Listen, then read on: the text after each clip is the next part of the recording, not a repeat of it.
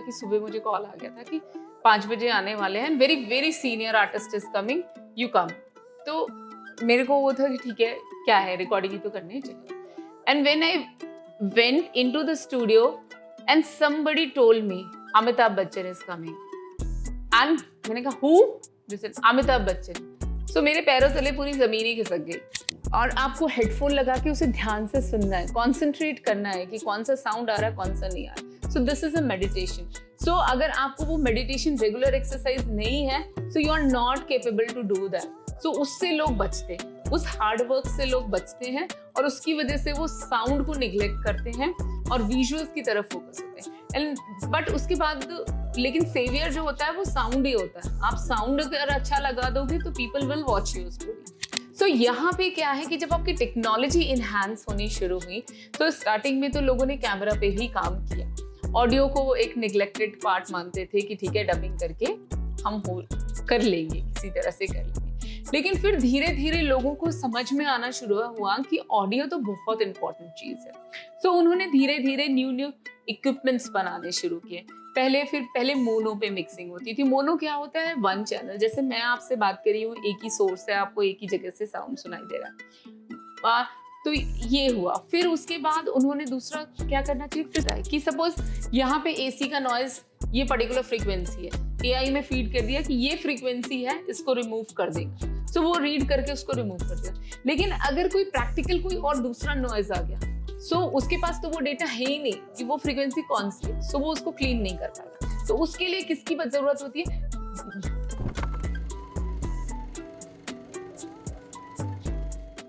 नमस्कार दोस्तों, एक बार फिर स्वागत है आपका दून फिल्म स्कूल के सिने टॉक्स में।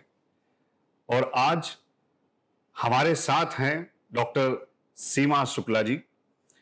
डॉक्टर सीमा शुक्ला जी वैसे तो SRFTI से हैं एंड उन्होंने साउंड रिकॉर्डिंग एंड डिजाइनिंग में SRFTI से कोर्स किया है। बहुत कम लोग जानते हैं कि वो बॉलीवुड की फर्स्ट साउंड डिजाइनर हैं। ये नेट पे भी अवेलेबल नहीं है। हमें इसलिए मालूम है क्योंकि हम स्कूल डेज से, मतलब SRFTI के डेज से एक दूसरे को जानते हैं। तो सीमा जी, मैं आपसे ही जानना चाहूंगा कि आपकी ये जर्नी कैसे रही, क्योंकि इस अमूमन साउंड रिकॉर्डिंग एंड डिजाइनिंग में फीमेल्स 2000 के टाइम पे बहुत कम थी। तो आपने कैसे सोचा इस लाइन में आने के लिए? नमस्कार सभी दोस्तों को। एक्चुअली मेरी जर्नी जो थी वो बहुत इत्तेफाकन स्टार्ट हुई। उस टाइम जब 2003 में मैंने ग्रेजुएशन किया था, सो मैं साइंस की स्टूडेंट थी। फिजिक्स एंड मैथमेटिक्स मेरा कोर सब्जेक्ट था एंड मैं बहुत स्टूडियस थी एक्चुअली। और जैसे सारे साइंस स्टूडेंट्स का ड्रीम होता है कि इंजीनियरिंग कर लो और आईआईटी की क्रैक कर लो। सो मेरा उस तरफ रुझान ना होकर मेरा फिज़िक्स की तरफ काफ़ी रुझान था और मैं फिज़िक्स की प्रोफेसर बनना चाहती थी। सो उसके लिए मैंने ग्रेजुएशन के बाद मैंने आईआईटी कानपुर में एंट्रेंस होता है एमएससी का, सो मैंने वो दिया था। और आईआईटी बीएचयू में उस टाइम इंटीग्रेटेड पीएचडी का नया कोर्स लॉन्च हुआ था नैनो टेक्नोलॉजी में। सो मैंने उसमें भी एंट्रेंस दिया था।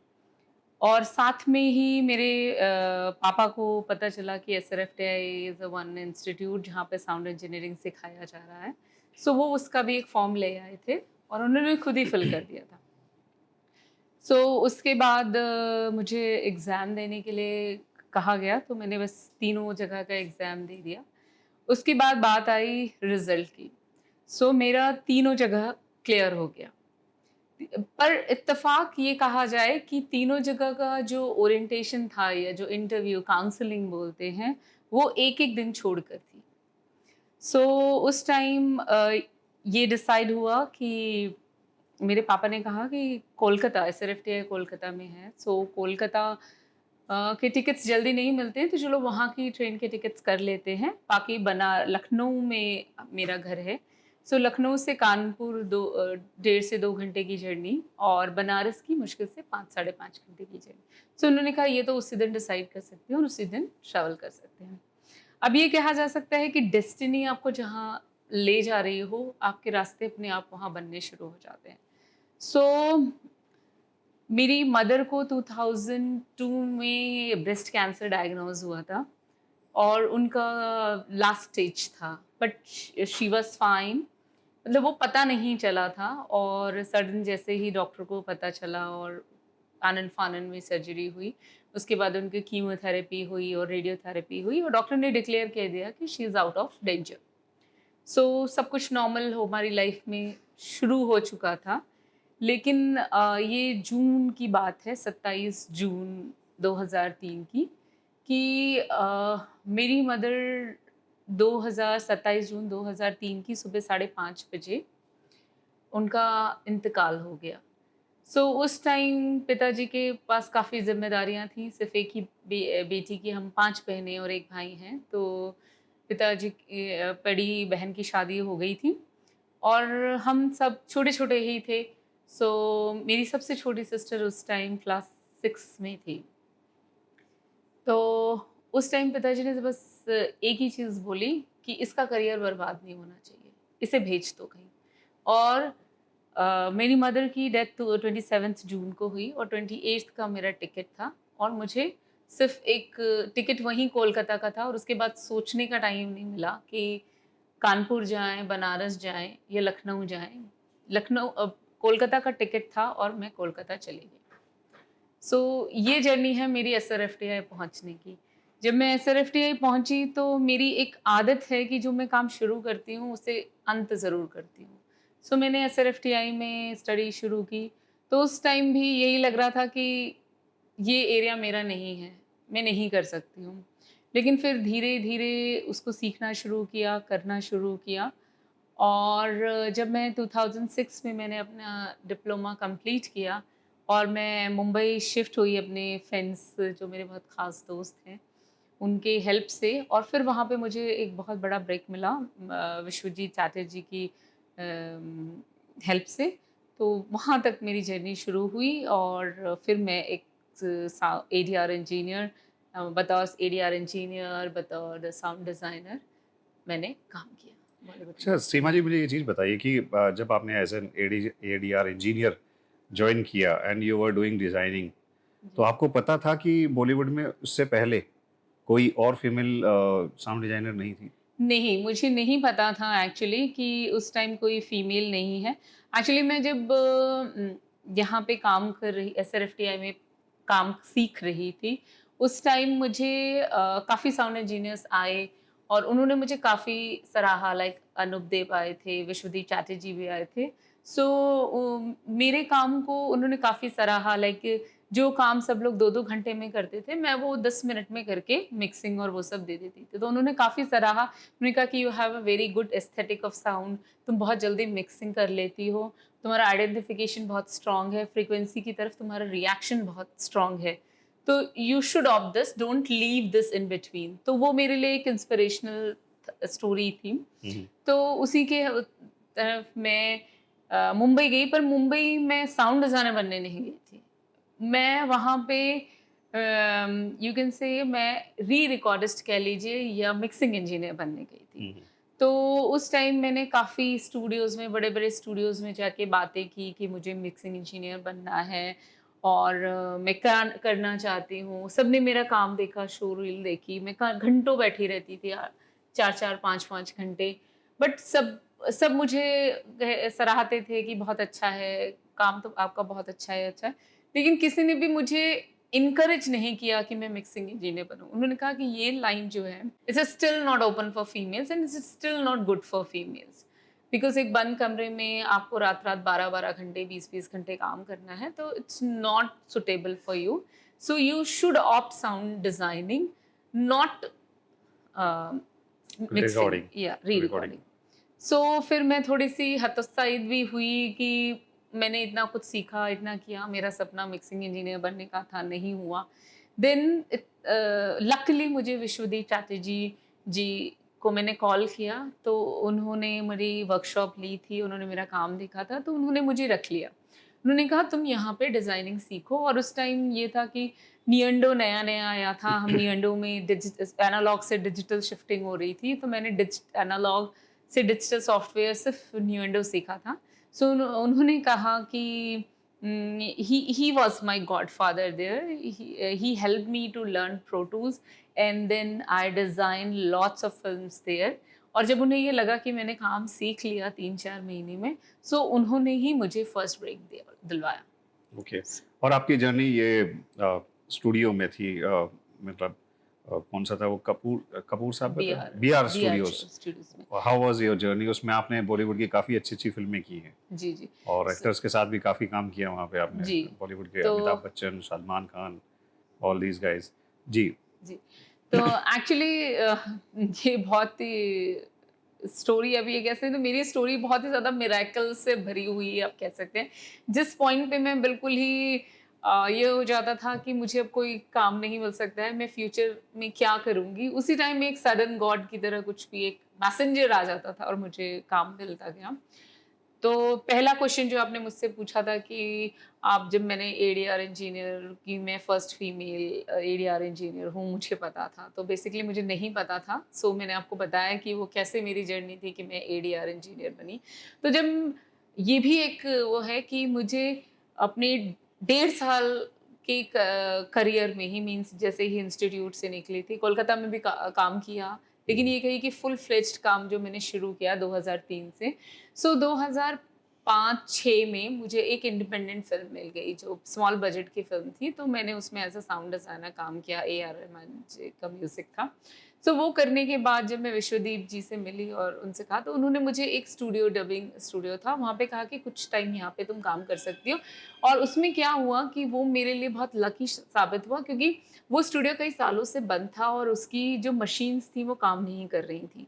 सो मुझे विश्वदीप चाची जी ने कहा कि ओनर जो है उसको कोई एक अच्छा साउंड डिज़ाइनर और साउंड स्किल वाला बंदा चाहिए, जो टेक्निकली बहुत स्ट्रॉन्ग हो और वो सारी चीज़ें उस चीज़ को सेट कर ले और वो स्टूडियो को रनिंग मोड में कर दे।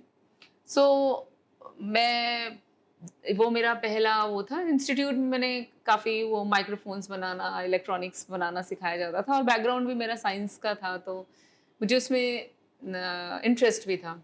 सो मैं वहाँ पे गई स्टूडियो में, मैंने बैरिंगर का वो था, बैरिंगर का मिक्सिंग कंसोल। तो पहले दिन तो मैंने पूरा दिन लगा दिया। सो 2 सुबह 8 बजे से लेके 2 बज गए थे, तो उसमें सिग्नल नहीं आया। सो अब मुझे लगा कि अब तो काम नहीं मिलेगा, क्योंकि 2 बजे तक सिग्नल नहीं आया है और 4 बजे ओनर वाज़ कमिंग टू सी कि क्या हुआ है। सो मैं उसी में सेटिंग कर रही थी, वहाँ केबल इधर से उधर, उधर से उधर सब चेक कर रही थी। जो-जो चीज़ें होती हैं वो कोशिश कर रही थी। तो सडन 3 साढ़े 3 बज रहे होते, साढ़े 3 या 4 बज रहे थे।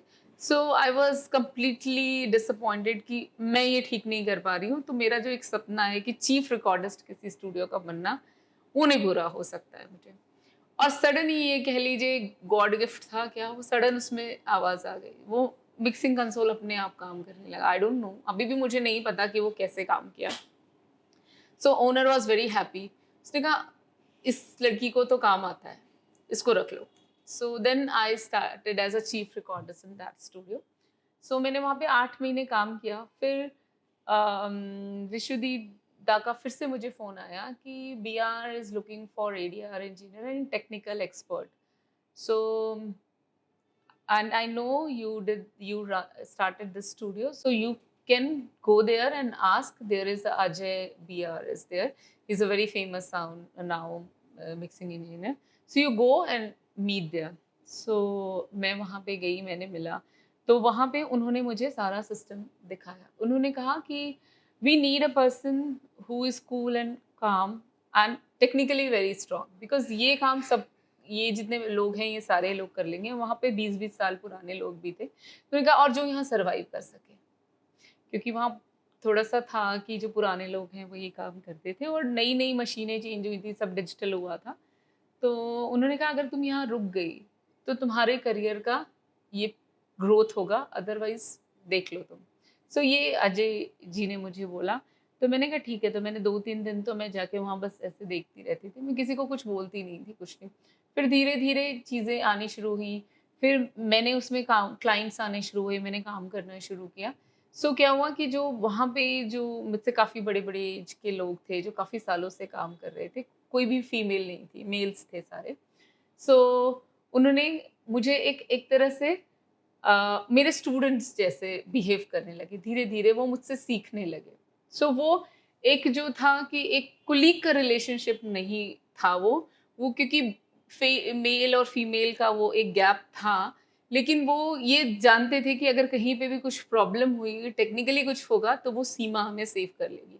सो वो एक जो गाइड और उसका था तो वो मुझे कोई प्रोजेक्ट करने के लिए नहीं कहते थे कभी, लेकिन अगर कहीं कुछ प्रॉब्लम होती थी, सो वो एज़ अ सेवियर मुझे ज़रूर देखते थे। तो इस तरह से धीरे-धीरे मेरी एंट्री वहाँ पे होनी शुरू हुई कि वो सब लोग थोड़े कि ये उन लोग को ये हो गया कि ये हमें हार्म नहीं करेगी, ये हमें उल्टा हेल्प करेगी। तो वो धीरे-धीरे सूदिंग एनवायरनमेंट, काम एनवायरनमेंट बनना शुरू हुआ। फिर एक दिन क्या हुआ कि मैं बोलूँगी मेरी लाइफ में ज़्यादा चीज़ लक के ही हिसाब से हुई। सो एक दिन मुझे कॉल आया कि mister Amitabh Bachchan is coming and he don't want the old recordist there. So वहाँ पे तो सारे सिर्फ मैं ही नई थी, सारे पुराने थे, तो उन्होंने मुझे वहाँ पे बुलाया एंड मैं चली तो गई एंड तब तक उन्होंने मुझे नहीं बताया था। उन्होंने कहा था one of the senior very artist is coming. Senior artist is coming. So I was like कि ठीक है, that was my first time because उन लोगों ने मुझे कभी अलाउ नहीं किया था कि मैं सिस्टम पे बैठूँ। मतलब जो टेक्निकल चीज़ें थी, उनको मैं सॉल्व करती थी, लेकिन उन्होंने मुझे कभी एज़ अ टेक्निकल हेड उन्होंने मुझे वहाँ इंट्रोड्यूस किया था, तो वो सब लोग मुझे उसी तरह से देखते थे। तो लेकिन मुझे एज़ अ ऑपरेटर मैंने या एज़ अ एडीआर इंजीनियर काम नहीं किया था। तो उन्होंने कहा था कि सुबह मुझे कॉल आ गया था कि 5 बजे आने वाले हैं, very very senior artist is coming, you come. तो मेरे को वो था कि ठीक है, क्या है, रिकॉर्डिंग ही तो करनी है, चलिए। And when I went into the studio and somebody told me Amitabh Bachchan is coming and मैंने कहा who? They said Amitabh Bachchan. So मेरे पैरों तले पूरी ज़मीन ही खिसक गई।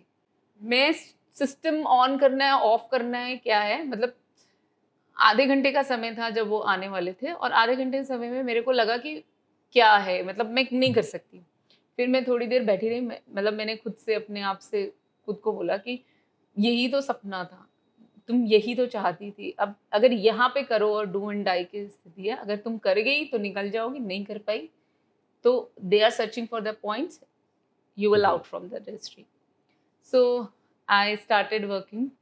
सो स्टार्टिंग में थोड़ा बहुत कम्युनिकेशन का प्रॉब्लम हुआ बिकॉज़ वो काफ़ी सीनियर थे और मेरे से बोला भी नहीं जा रहा कि सर ये डायलॉग ठीक है, नहीं है। मैं चुपचाप बैठी हुई तो mister Amitabh Bachchan mister Amitabh Bachchan is a very soft corner, you can say ना, वेरी प्रोफेशनल। उनकी जैसा प्रोफेशनल आदमी मैंने आज तक नहीं देखा। उन्होंने जब मैंने करना शुरू किया और मैं रिकॉर्डिस्ट की सीट पर बैठी थी as a ADR engineer, so he was waiting कि मेरी तरफ से ओके हो जाए। सो वो उसने मुझे थोड़ा कॉन्फिडेंस दिया कि वो मेरी ग्रीन सिग्नल का वेट करते थे, मिस्टर अमिताभ बच्चन, कि ठीक है, ये ठीक है। सो उनके साथ मैंने करीब 8 मूवीज़ की और 3-4 एड्स किए एंड फिर उन्होंने पर्सनली मेरा नाम याद कर लिया कि सीमा को बुलाना है। सो एवरी टाइम जब भी होता था, सो दे कॉल, वो जो लड़की है ना, उसको बुलाओ। So this is my journey. And Okay. then I worked with Rajkumar Irani, Amitabh Bachchan, same thing, Lovely, uska Fair and Lovely का ad आया था. Then Rajkumar Irani told me that you are the first female ADR engineer. ADR engineer and you are very soft and very sweet and you are very good in your work skill. God bless you.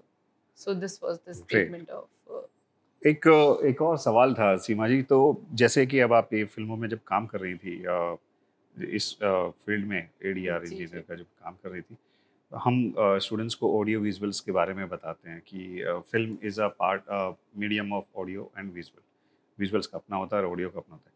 तो can you explain this in front of our camera कि हमारे students को ये पता चले कि audio का कितना पार्ट है फिल्म में, सिनेमा में कितना इम्पोर्टेंस है ऑडियो की।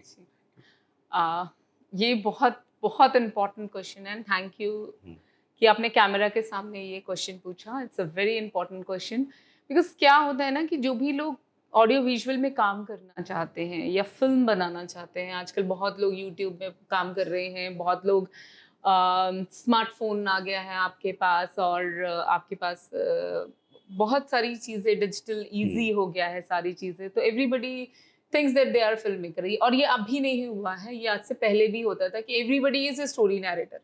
सो सभी स्टोरी नैरेटर हैं, और नॉर्मल लाइफ में भी सब स्टोरी नैरेट करते हैं, लेकिन वो एक जो स्किल होती है कि अपनी उस नैरेशन को कैनवस पे दिखाना, वो स्किल जो है वो फिल्म मेकिंग है बेसिकली। सो उसमें क्या होता है, आपका ऑडियो और विजुअल दोनों एक दूसरे के इंटीग्रल पार्ट है। अब ये हम नॉर्मल लाइफ में भी कह सकते हैं। डीफ एंड डम, जो डीफ एंड डम होते हैं बेसिकली वो क्या करते हैं, उनके पास एक मीडियम नहीं है, क्या ये वो सुन भी नहीं पा रहे, बोल भी नहीं पा रहे, मीन्स एक मीडियम उनके लिए कंप्लीटली ऑफ है, that is audio.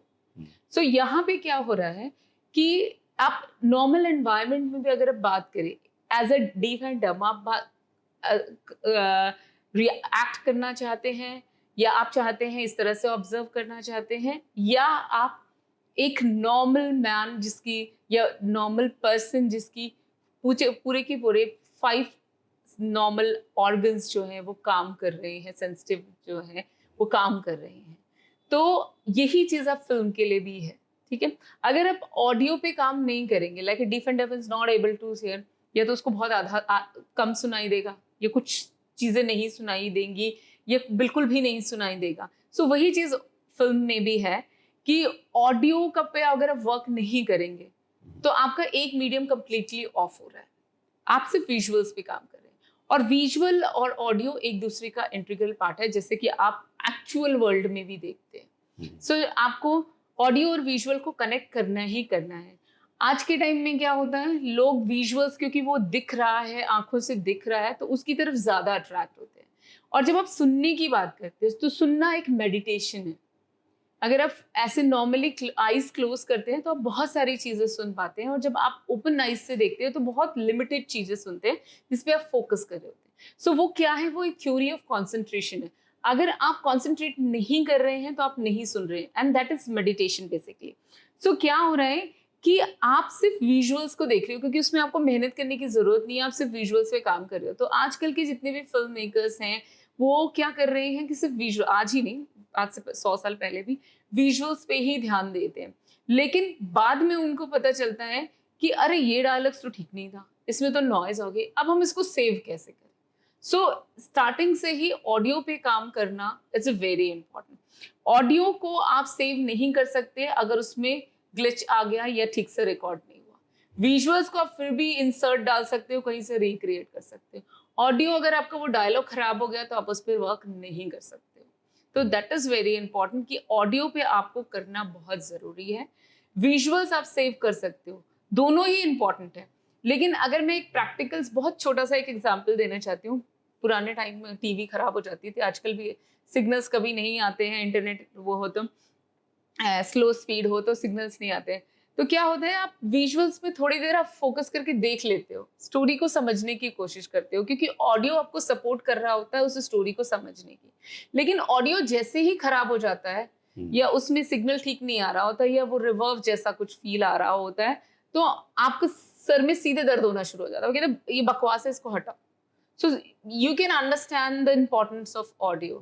Right. But the common people means the filmmakers are not understanding the importance of sound, और उनको लगता है कि सारी चीजें सेव हो जाएंगी। और सबसे इम्पोर्टेंट इसमें क्यों प्रॉब्लम ये चीज है, क्योंकि earlier I told you, I mentioned that thing, listening is a meditation, and normally easy going चीज को लोग ऑप्ट करते हैं। मेडिटेशन जो है वो एक रेगुलर एक्सरसाइज है, और आपको हेडफोन लगा के उसे ध्यान से सुनना है, कॉन्सेंट्रेट करना है कि कौन सा साउंड आ रहा है, कौन सा नहीं आ रहा। So this is a meditation.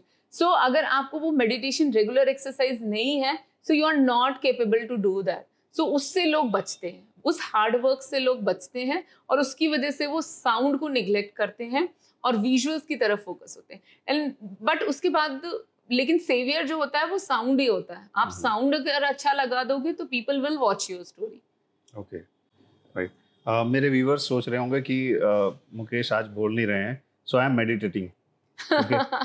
तो प्लीज, क्योंकि साउंड के ऊपर आज प्रोग्राम है तो मैं मेडिटेट कर रहा हूँ। He's listening I am listening, basically. तो मैं मेडिटेट कर रहा हूँ। हाँ, इसी से एक सवाल है मैम कि आजकल साउथ इंडिया से ये स्टार्ट हुआ है जी. कि जो बैकग्राउंड स्कोर है उसकी वजह से उसे म्यूजिकल बोलने लगे। You started your journey with A R Rahman, that film was a musical, A R Rahman musical, but वो उसकी साउंड डिजाइनिंग की वजह से या उसके बैकग्राउंड स्कोर की वजह से म्यूजिकल नहीं थी, उसके प्लेबैक सॉन्ग की वजह से म्यूजिकल कहलाई थी। चाहे वो ताल हो, वो भी एक A R Rahman musical film थी, तो हम उनको बोलते थे। नाउ बैकग्राउंड स्कोर जैसे कि केजीएफ या फिर अभी जवान आई, उसमें भी जो म्यूजिक डायरेक्टर है उसका नाम आता है, उसका म्यूजिकल। तो ये जो नया दौर आया है बैकग्राउंड स्कोर का या साउंड डिजाइनिंग का, मैं बाहुबली को भी उसमें जोड़ना चाहूँगा, आरआरआर को भी जोड़ना चाहूँगा। उसमें जो क्रिएट किया जाता है, ऑरा क्रिएट किया जाता है साउंड से, व्हाट डू यू सजेस्ट कि ये एक नया चेंज है बिल्कुल ही जो आपके टाइम पे था, मतलब ड्यूरिंग योर वर्किंग टाइम? या बिल्कुल, एक्चुअली क्या हो रहा है ना कि साउंड, या आप कैमरा को ले लो, विजुअल्स की बात करो या साउंड की बात करो, सो आपकी टेक्नोलॉजी इनहांस होती जा रही है। और एक्चुअली फिल्म्स में क्या होता है कि, या ऑडियो विजुअल कंटेंट की बात करें, not only focus on films, the television also, and now the internet, the display mediums are there, multiple display mediums are there. So the thing is that when you are making audio visual, actual जो aim होता है एक film maker का या story narrator का, वो क्या होता है, particularly not the film makers, everybody is a story narrator. So उनका क्या होता है, जो ऑडियो विजुअल कंटेंट कर रहे हैं, क्रिएट कर रहे हैं, उनका क्या एम होता है कि एक्चुअल लाइफ से आप कितनी क्लोज चले जाते हैं। जितना आपका ऑडियो विजुअल मीडियम जो है वो जितना क्लोज रियलिटी के होता है, एक्चुअल लाइफ के क्लोज होता है, लोग उसे उतना करीब से देख पाते हैं, क्योंकि वो विजुअलाइज कर पाते हैं कि ये जो लीड एक्टर है या जो उसकी यू कैन से कि जो उनमें कैरेक्टर्स हैं वो एक्चुअल वो हैं। और जब वो जो डिस्टेंस है एक कैरेक्टर का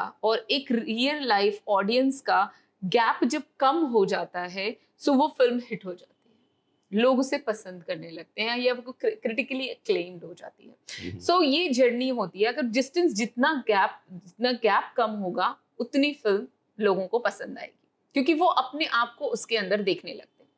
सो यहाँ पे क्या है कि जब आपकी टेक्नोलॉजी इनहांस होनी शुरू हुई, तो स्टार्टिंग में तो लोगों ने कैमरा पे ही काम किया, ऑडियो को एक निगलेक्टेड पार्ट मानते थे कि ठीक है डबिंग करके हम कर लेंगे, किसी तरह से कर लेंगे। लेकिन फिर धीरे धीरे लोगों को समझ में आना शुरू हुआ कि ऑडियो तो बहुत इंपॉर्टेंट चीज़ है। सो उन्होंने धीरे धीरे न्यू इक्विपमेंट्स बनाने शुरू किए। पहले मोनो पे मिक्सिंग होती थी। मोनो क्या होता है, वन चैनल, जैसे मैं आपसे बात कर रही हूँ, एक ही सोर्स है, आपको एक ही जगह से साउंड सुनाई दे रहा है। तो ये हुआ। फिर उसके बाद उन्होंने दूसरा क्या करना चाहिए, फिर स्टीरियो लाया, फिर 2.1 लेकर आए, फिर 3.1 लेकर आए, फिर 5.1 लेकर आए, 7.1 लेकर आए, अब डॉल्बी एटमॉस्फेयर 13.1 है, अब now they are working on another aspect. तो इसमें क्या हो रहा है कि साउंड जो है, जो रिप्रोड्यूस होता है, वो मल्टीपल डायरेक्शन से हो रहा है, जो कि एक्चुअल रियलिटी की वेरी क्लोज है। जब आप सुन रहे हैं या कोई और सुन रहा है, तो यहाँ कई डायरेक्शन से साउंड आ रहा है। आपका एसी का साउंड आ रहा है, एसी का साउंड आपके सर के पास से आ रहा है, क्योंकि एसी यहाँ पे लगी हुई है। आपका अगर कोई प्लेन उड़ रहा होगा तो वो आपके सर के ऊपर से उड़ रहा होगा, पैरों के पास से या कान के पास से नहीं उड़ रहा होगा। सो ये जो चीज़ें हैं कि डायरेक्शंस की बात है, वो डायरेक्शन सब नई नई टेक्नोलॉजीज में आना शुरू हो रही है। सो क्या हो रहा है, जो अब नई फिल्में आ रही हैं वो डॉल्बी एटमॉस में मिक्स हो रही हैं। तो उससे क्या हो रहा है कि हम ज़्यादा 3 डायमेंशनल साउंड क्रिएट कर पा रहे हैं, जो एक्चुअल रियल लाइफ के करीब करीब हम जा रहे हैं। तो उससे लोगों को क्या हो रहा है कि साउंड की इंपॉर्टेंस बढ़ रही है, क्योंकि विजुअल्स तो क्या है, विजुअल्स आपको 2D में दिख रहा है या 3D में आपको चश्मा लगा के 3D में दिख रहा है, ठीक है। बट आप चश्मा लगा रहे हैं, सो आप अलग से आपने एक डिवाइस को लगाया हुआ है, ठीक है। और वो डिवाइस आपको मे बी कंफर्टेबल जोन में ले जा रही है, नहीं ले जा रही है। AR VR की भी बात करें तो आप एक ऊपर से आप स्पेक्स लगाते हो, जो वो आपको AR VR में लेके जाता है। लेकिन साउंड में ऐसा नहीं है। साउंड में आप फिजिकली वैसे ही हो, सिर्फ आपको मल्टीपल डायरेक्शन से साउंड सुनाई दे रहा है। So you are actually there, but that immersive environment is creating due to the technology. So that's why the importance of sound is more. And that's why the new term has come as a musical thing. So they are now giving more importance to sound. So Okay. that's why they are talking about that. इसी से मेरा next सवाल निकल रहा है कि जैसे आप कह रहे हैं कि now technology is gradually increasing, Yeah. So what is और what are the challenges sound department और साउंड रिकॉर्डिंग और sound designing is facing because of this AI thing? With the one thing at first, I just want to mention what are the physical actual challenge and then the AI thing. The first thing is that sound is a combination of technology, completely science, and aesthetic, that is designing. A person needs to be strong in technical part, so he or she should understand all the parameters, why this parameters is, why this effects is applying in that, and what application you will put, what things you need, what do you want to achieve, and what application you need to achieve that thing. That is very important. So जो वो technology से आपको application का समझ में आता है, aesthetic से आपको एम समझ में आता है कि आपको क्या चाहिए, इन दोनों का कॉम्बिनेशन बहुत मुश्किल है। इंडिया में तो बेसिकली है, इंडिया में क्या होता है, साइंस स्ट्रीम वाले साइंस पढ़ रहे होते हैं, उनका 2+2 is 4 is always 4. They don't incline towards the designing part or aesthetic part. So वहाँ पे क्या होता है कि वो उनकी सिनेमा की अंडरस्टैंडिंग, वहाँ पे डिजाइनिंग की अंडरस्टैंडिंग कम हो जाती है, टेक्नोलॉजी में वो बहुत स्ट्रांग हो जाते हैं, बट यहाँ अंडरस्टैंडिंग में वो लैक करते हैं। इस फील्ड में आने में लोग डर रहे हैं क्योंकि उनको लगता है कि या तो हमें साइंस पढ़ना पड़ेगा, और ये फील्ड तो साइंस की है नहीं, पर ऐसा नहीं है, बहुत सारी अपॉर्चुनिटीज हैं, आप उसको देखेंगे तो आपको समझ में आएगा। अब मैं बात करूँ सेकंड, जो टेक्नोलॉजी एआई आ रही है, एआई के लिए सभी लोग, everybody is fearful about AI कि if AI will come, what will happen next? The thing is that, see, all new technologies will come, and we have to understand that how we can use that technology to enhance our skill. They should work as your supporter. They should not work as your master. The thing has happened when digital came, when computer came, everybody was like कि job चले जाएंगे, but the new avenues created. Computer operator and other jobs were there. Then this digital medium case, everybody said कि अरे projector का क्या होगा, cinema halls बंद हो जाएंगे, but new avenues came.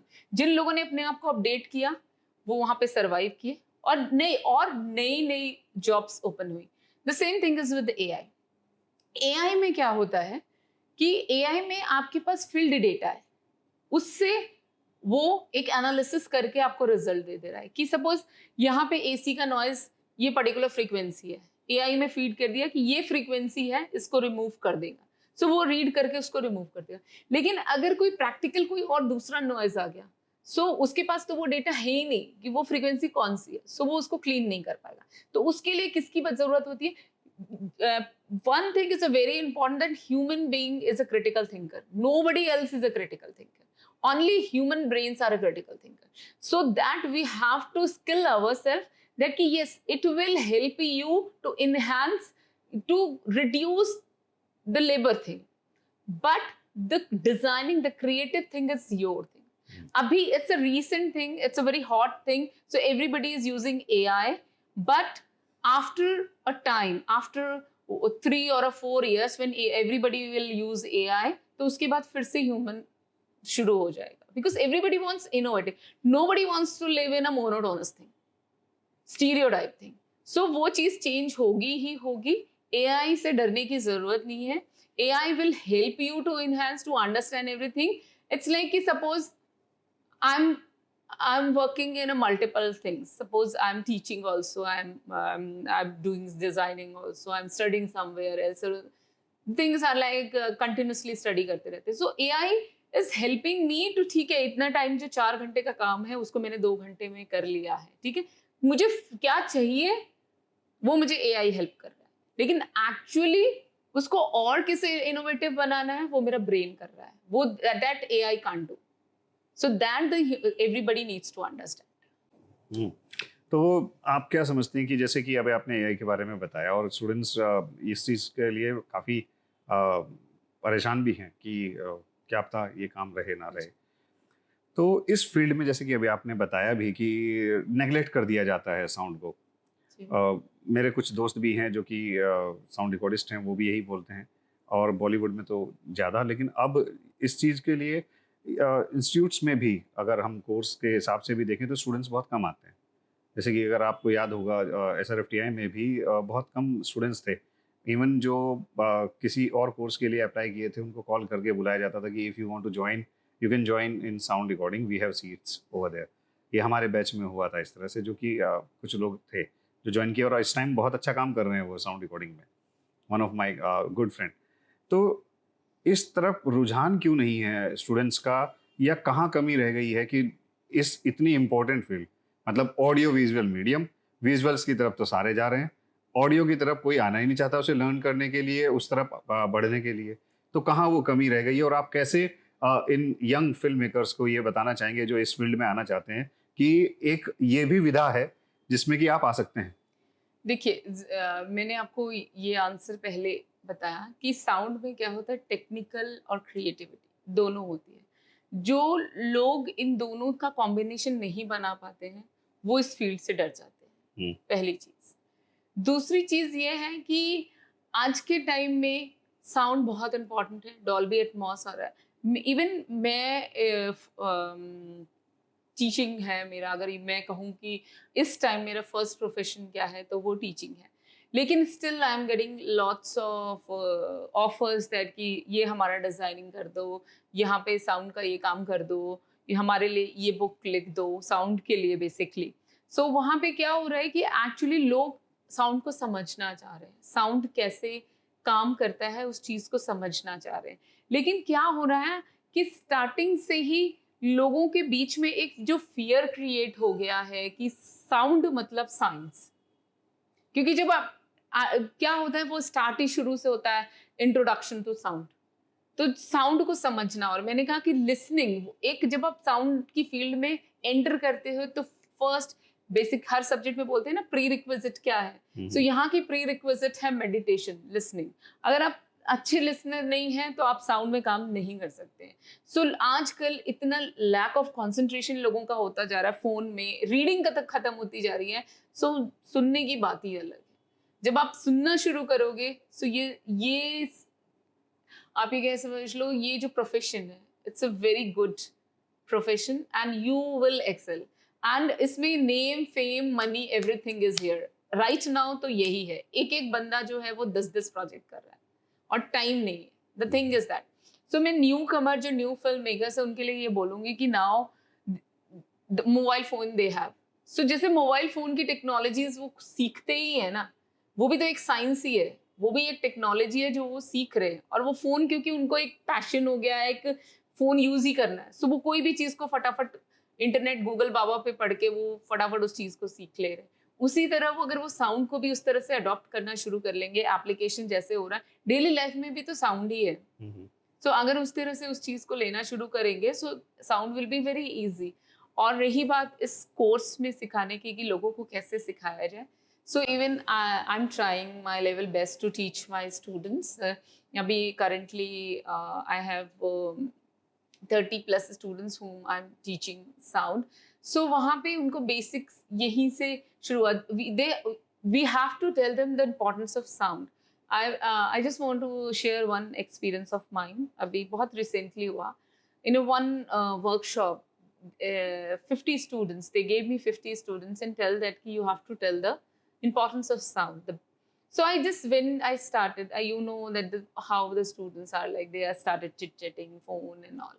And when I started, after 5 minutes, they all are silent and they were listening, because later they understood that oh okay, ये एक बहुत अच्छा बहुत सुंदर एरिया है, ब्यूटीफुल एरिया है जिसे वो लैक कर रहे हैं। एंड लेटर ऑन 50 में से 40 स्टूडेंट्स आस्क्ड मी कि ma'am how to learn the sound, please give us extra classes so we can learn that. And many students are coming, they are learning, even they requested me to learn FL studio, ma'am हम इसका audio कैसे change कर सकते हैं, कैसे हम copyright से कर सकते हैं, I want to design that, मैं यूट्यूब बना रहा हूँ, मुझे इसका ये ऑडियो करना, and they are coming continuously coming to ask all these things. So the thing is that the opportunities are, lot of opportunities are in this field, and lots of learning things are there, but the awareness is less. So we have to aware them, see this is the field, and we have to create interest to them. पहले ही अगर आप start कर दोगे कि sound physics, wave, amplitude, decibel, अगर आपने यहाँ से शुरू कर दिया, they are not going to listen you. तो आपका कहना ये है कि इसे सही तरीके से प्रेजेंट नहीं किया गया, क्योंकि जहाँ तक मेरा ख्याल है कि हमारे पास पहले रेडियो का दौर था, फिर रिकॉर्ड्स आए जिसके के थ्रू हम गाना सुनते थे, और फिर फिल्म्स भी आई, फिल्म में भी ऑडियो का बहुत महत्वपूर्ण रोल था.